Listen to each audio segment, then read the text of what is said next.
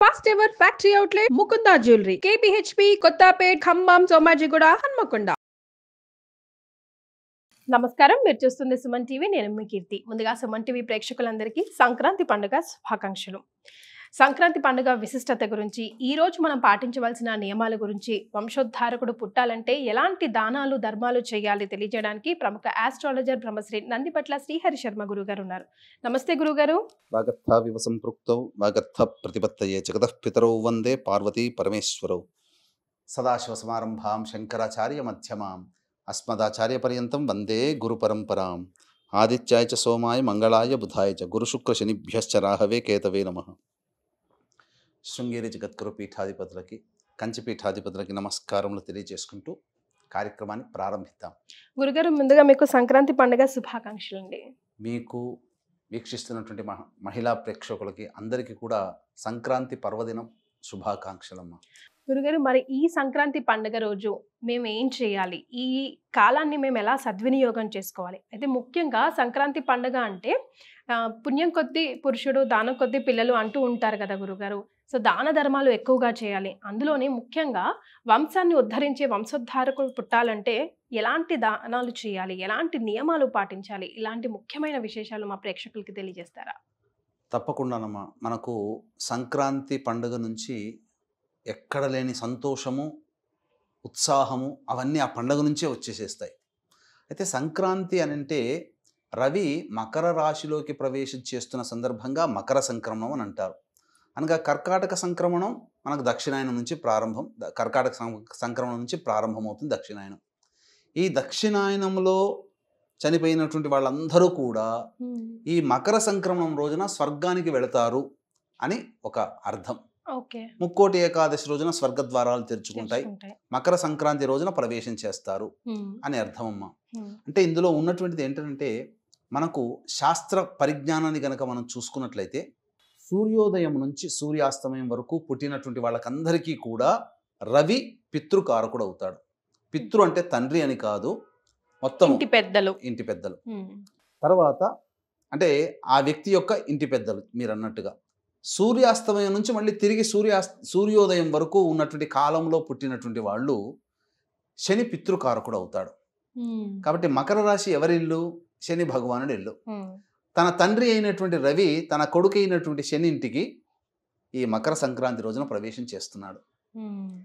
అంటే కొడుకింటికి తండ్రి వస్తున్నాడు, చాలా సంతోషంగా ఆహ్వానిస్తున్నాడు శని భగవానుడు. మరి ఈ మకర సంక్రమణం రోజునే ప్రధానంగా మనం చేసేది ఏంటంటే, పెద్దవాళ్ళకి తర్పణాది కార్యక్రమాలు, పిండ ప్రదానాలు, బ్రాహ్మలకి వస్త్రదానములు, కొన్ని ముఖ్యమైన దానములు చెప్పబడి ఉన్నాయి. మరి అక్కడక్కడ గురుగారు ఈ తండ్రి కొడుకులకు పడదని చెప్తూ ఉంటారు, ఎందుకని? వాస్తవమే, తండ్రి కొడుకులకు పడదు. కానీ ఈ యొక్క జ్యోతిష్య శాస్త్ర ప్రకారము భచక్రంలో తిరగాల్సిన వాళ్ళు తిరగాల్సింది తప్పదు. తండ్రింటికి శని వెళ్తాడు, కొడుకింటికి సహజమే అది. మనం చెప్పబడినటువంటిది ఈ యొక్క పరిజ్ఞానం కోసం ఆ విధంగా చెప్పబడి ఉంది. కానీ వారు తల్లిదండ్రులు తండ్రి కొడుకులే.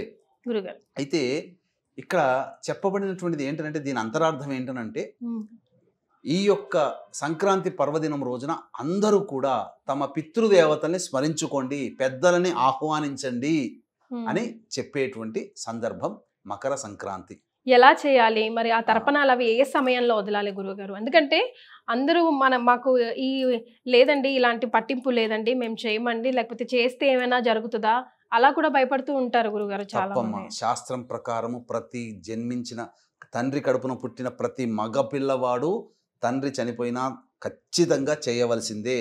ప్రతి సంవత్సరం సంక్రమణం రోజున అసలు చెప్పబడింది అంటే, శాస్త్రంలో ప్రతి నెల ఒక్కొక్క సంక్రమణం ఉంటుంది రవికి. ప్రతి సంక్రమణం రోజునైనా చేయమన్నారు. కనీసము ఈ కలియుగ ప్రమాణాన్ని అనుసరించి మర్చిపోతారు, చెయ్యకుండా ఉంటారు, జ్ఞానం ఉండదు అని చెప్పి కనీసం మకర సంక్రాంతి రోజైనా కానీ చెయ్యండి రా అని చెప్పి మకర సంక్రాంతి రోజున ఎక్కువగా అలవాటు చేయడం జరిగింది సంవత్సరాల నుంచి కూడా. అయితే మనం చూసుకున్నట్లయితే నక్షత్ర ప్రకారం చూసుకున్నట్లయితే మనకు పునర్వసు నక్షత్రం ఉదయం 10:19 వరకు ఉంది. వీక్షించేటువంటి ప్రేక్షకులు, మహిళా ప్రేక్షకులు గమనించాల్సిందంటే, ఈ వీడియోని ఆశాంతం వీక్షించండి. ఎందుకనంటే ఒక అద్భుతమైనటువంటి విషయాన్ని మీకు తెలియజేస్తున్నాను. ఇది చాలా అనేక సందర్భాల్లో ఇది రాలేదమ్మా. చాలా వందల సంవత్సరాల్లో ఇటువంటి పర్వదినం వచ్చింది. సంక్రాంతి రోజున పుష్యమి నక్షత్రం ఉండడం అనేటువంటిది చాలా అరుదు అరుదు అరుదు. కాబట్టి ఈ వీడియోని సేవ్ చేసుకోండి, జాగ్రత్తగా ఆశాంతం వినండి ఈ వీడియోని. 10:19 వరకు 14వ తారీఖు రోజున పునరుసు నక్షత్రం ఉంది. సంక్రాంతి పుణ్యకాలం ఎప్పటి నుంచి ప్రారంభమవుతుంది? ఉదయం 8:50 నుంచి సాయంత్రం 4:50 వరకు ఉంది. ఓకే. కాబట్టి పునర్వసు నక్షత్రం, ఈ పునర్వసు నక్షత్రం రోజున సమయం ఎప్పటి వరకు ఉంటుంది? సూర్యోదయం నుంచి, అనగా సంక్రాంతి పుణ్యకాలం నుంచి లెక్కేసుకోవాలి. 8:50 నుంచి 10:19 వరకు పునర్వసు నక్షత్రం ఉంటుంది. కాబట్టి ఆ సమయాన్ని వదిలేయండి. వదిలేసి 10:30 తర్వాత 1 గంట లోపల తర్పణాది కార్యక్రమాలు, దానాది కార్యక్రమాలు పెద్దవాళ్ళ కోసం చేయాలి. ఏంటంటే పుష్యమి నక్షత్రం వస్తుంది. పైగా మీరు గమనించుకుంటే చంద్రరాశిలో పుష్యమి నక్షత్రం ఉంటుంది, అనగా కర్కాటక రాశిలో. అక్కడ పుష్యమి నక్షత్రం, ఆ పుష్యమి చంద్రుడికి ఎదురుగా పౌర్ణమి గడియలు అనగా వెళ్ళిపోయాయి. ఇంకో పాడ్యం వరకు ఉంటాడు. అనగా రవిచంద్రుడు సమసప్తకాల్లో ఉంటాడు. రవి ఏమో ఒక పితృకారకుడైనటువంటి శని ఇంట్లో, శని నక్షత్రం, శని కూడా ఏంటంటే శని నక్షత్రంలో వస్తుంది ఆ రోజు మకర సంక్రాంతి. అంటే ఇద్దరు పితృకారకుల యొక్క సమాగమము, రెండు కలిసి వచ్చినటువంటిదిగా చెప్పవచ్చు.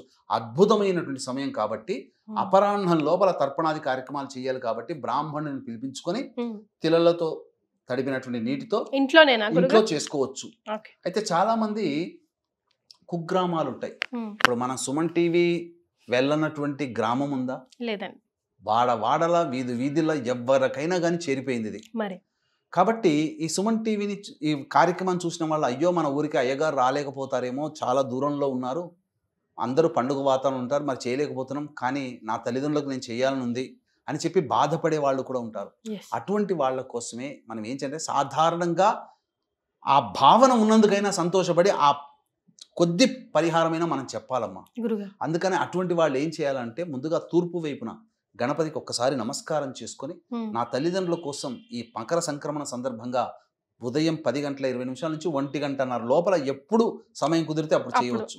నేను చేస్తున్నాను, నా తల్లిదండ్రులకి తర్పణాన్ని నా కొడుకుగా చేయాల్సిన బాధ్యత నాది అని చెప్పి ఆ సంకల్పానికి నిర్విఘ్నంగా ఆ పుణ్యాన్నంతా నా తల్లిదండ్రులకి ధారపోయి ఇచ్చే విధంగా నన్ను నడిపించు విఘ్నేశ అని చెప్పి గణపతికి అనుజ్ఞ తీసుకొని దక్షిణం వైపు ఫేస్ పెట్టి చక్కగా ఒక ఉచితాసనం తీసుకొని అందులో ఒక గ్లాసు, ఎక్కడైనా చేయొచ్చు, ఇంట్లోనైనా చేయొచ్చు, గ్లాసు, పళ్ళెము, స్పూను, ఆ గ్లాసులో నీళ్లు, ఆ నీటిలో కొన్ని నల్ల నువ్వులు కలిపి వేసిన తర్వాత అప్పుడు స్పూన్తో ఈ విధంగా నీళ్లు వేసుకొని, ఎవరు చనిపోయారో తాత నుంచి మొదలు పెట్టుకోవచ్చు, 3 తరాలు, అనగా తన వైపు 3 తరాలు, తన భార్య వైపు 3 తరాలు ఉన్నటువంటి వాళ్ళని మొదలుగా పేరు తలుచుకొని, గోత్రం చెప్పుకొని, తన గోత్రం అయితే తన గోత్రము, తండ్రి పేరు, అలాగే ఆ తండ్రి ఏమవుతాడు, నాకు తండ్రి అవుతాడో మనసులో చేసుకుని ఆ పేరుని తలుచుకొని ఆ నువ్వులు కలిపిన నీళ్ళని చేతిలో వేసి ఈ బొటన వేలి గుండా ఆ పళ్ళెంలో వేయాలి. అది దక్షిణం వైపే ఉండి చేయాలి. ఇవన్నీ కూడా చేసి ఆ పేరు చదివిన తర్వాత తర్పయామి తర్పయామి తర్పయామి అని 3 సార్లు అనుకుంటే చాలు. ఆ విధంగా తన వైపు 3 తరాలు, తన భార్య వైపు 3 తరాల్లో మరణించిన వాళ్ళ పేరున తర్పణాలు చేస్తే, ఒక్కసారి ఆ యొక్క దక్షిణ దిక్కుకు నమస్కారం చేసి, నాకు ఏ అవకాశం లేకపోయినా నేను చేస్తున్నాను, అనుగ్రహించండి, నా ఈ పుణ్యఫలాన్ని తీసుకోండి పితృదేవతలారా అని చెప్పి నమస్కారం చేసుకుంటే చాలమ్మా. పితృదేవతలు చాలా సంతోషిస్తారు. కాబట్టి వీక్షిస్తున్నటువంటి మహిళా ప్రేక్షకులు, మీరు మీ భర్తని మీరు ఎంకరేజ్ చేయండి. ఖచ్చితంగా తల్లిదండ్రులు, అత్తామామలు మించిన దైవము లేదు, దేవుడు అనుగ్రహించిన పితృదేవతలు అనుగ్రహించాలి అని చెప్పి సంకల్పం చేసుకొని మీ భర్తని పురమాయించండి. భర్త లేరు, కొడుకుని పురమాయించండి, ఉద్యున్ముఖుణ్ణి చేయండి. కాబట్టి ఆ విధంగా అభిమన్యుడు ఎలా అయితే భార్య అందరూ ఉద్యున్ముఖుల్ని చేశారో ఆ విధంగా చక్కగా ఉద్యున్ముఖుల్ని చేయాలి, ప్రేరేపణ చేయాలి. ఆ విధంగా చేసిన తర్వాత వదిలిన నీళ్ళు ఎక్కడ పోయాయి? వదిలిన నీళ్లు ఎక్కడైనా తొక్కని ప్లేస్లో చెట్లు వేస్తే సరిపోతుంది. తర్వాత కొన్ని దానాలు కూడా చెప్పబడి ఉందమ్మా. వంశోద్ధారకుడు అని చెప్పుకున్నాం కదా, ఆ వంశోద్ధారకుడు జన్మించాలి అని అంటే దీనికి ఒక చిన్న గాథ ఉంది. ఇది నేను చెప్పినటువంటిది కాదండి, భారతంలో జరిగి తీరింది.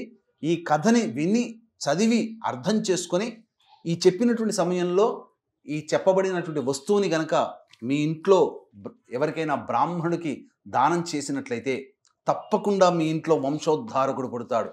నందమూరి వంశంలో తారక రామారావు గారి ఇంట్లో వంశోద్ధారకుడు, మోడీ ఆయన వంశంలో ఆయన ఉద్ధారకుడు.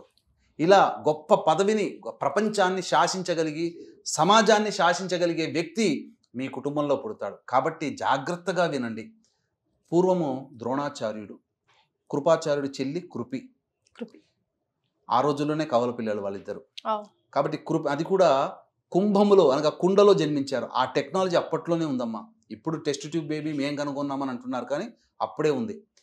తర్వాత ఈ ద్రోణాచార్యుడు కృపి ఇద్దరు భార్యాభర్తలు కడు దారిద్ర్యాన్ని అనుభవిస్తున్నారు. వాళ్ళకి తినడానికి తిండి కూడా లేకుండా ఇబ్బంది పడుతున్నారు, బక్క చిక్కిన ఒక ఆవు తప్ప. ఎందుకో ఒక రోజున అన్యపదంగా దుర్వాస మహాముని వాళ్ళ ఇంటికి వచ్చాడు. ద్రోణాచార్యుడు ఆ సమయంలో లేడు. తెలుసుకున్నటువంటి కృపి చక్కగా సాధారణంగా ఆహ్వానించి అతిథి మర్యాదలు చేసింది. చేసిన తర్వాత విచారంగా ఉన్నప్పుడు, ఎందుకమ్మా విచారంగా ఉన్నాం ఏంటంటే, అన్ని భగవంతుడు వివాహమైంది, అన్యోన్యంగానే ఉన్నాము, కానీ దారిద్ర్యాన్ని అనుభవిస్తున్నాము, దీనికి తోడుగా సంతానం కలగకుండా మేము ఇబ్బంది పడుతున్నాము అని చెప్పి బాధపడ్డది. నేను మంచి సమయంలోనే వచ్చానమ్మా, ఈరోజు ఉత్తరాయణం ప్రవేశించింది కాబట్టి ఈ ఉత్తరాయణ పుణ్యకాలం ప్రవేశించిన సమయంలోనే చక్కగా నేను వస్తువును చెబుతాను, ఆ వస్తువును సమకూర్చుకో అని చెప్పగా సంతోషించి ద్రోణాచార్యుడు రాగానే ఈ విషయాన్ని అంతా కూడా చెప్పి ఇద్దరు కూడా దంపతులు చాలా ఆనందపడి శుచిర్భూతులై చక్కగా గోసమక్షంలో కూర్చొని ఆ దూర్వాస మహామునికి దంపతులు ఇద్దరూ కలిసి పెరుగుని దానం చేశారు. ఆ పెరుగుని దానం చేసినటువంటి కారణం చేత అద్భుతమైనటువంటి చిరంజీవిగా ఉన్నటువంటి అశ్వత్థామ జన్మించాడు. అదొకటి, సకల శాస్త్రాలు పొందగలిగాడు. అంతేకాకుండా అతను దూర్వాస మహాముని ఏం చెప్పాడనంటే, పూర్వం యశోదాదేవి గొప్ప కొడుకును కనాలనుకుని ఈ సంక్రాంతి పర్వదినం పుణ్యకాలం ఉన్నటువంటి సమయంలోనే పెరుగును దానం చేసినటువంటి కారణం చేత తను కనకపోయినా ఒక గొప్ప యోగ్యుడైనటువంటి మనిషికి తల్లి అయినది. ఇంతటి మహత్యం ఆమె కలిగింది. కాబట్టి నువ్వు ఆచరించడంగానే కృపి ఆచరించడం, ద్రోణాచార్యుడు ఇద్దరు కలిసి ఆచరించడం, అశ్వత్థామ జననం జరిగింది. ఆ యొక్క యశోదాదేవే మళ్ళీ ఉత్తర జన్మలో నాకు నిన్ను కొడుకుగా పొందాలని అనుకుంటున్నానంటే, గర్భవాసాన నిన్ను మోయాలి అని అనుకుంటున్నానని కారణం చేత వచ్చే జన్మలో వకులమాతగా జన్మించి శ్రీనివాసుడికి జన్మనిచ్చింది. కానీ ఆమె కూడా పూర్వజన్మ కర్మ జ్ఞానము గుర్తుకు వచ్చి మంచి సంతానం కావాలని చెప్పి సంక్రాంతి పర్వదిన పుణ్యకాలం ఉన్నటువంటి సమయంలోనే గొడుగులు, విసనకర్ర, చెప్పులు ఇవి బ్రాహ్మడికి దానం చేసింది.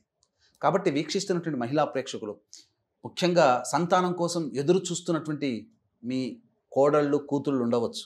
2024 సంవత్సరంలో వివాహమై ఉండవచ్చు, లేదా 2020 ఈ సంవత్సరంలో వివాహం అవుతుంది.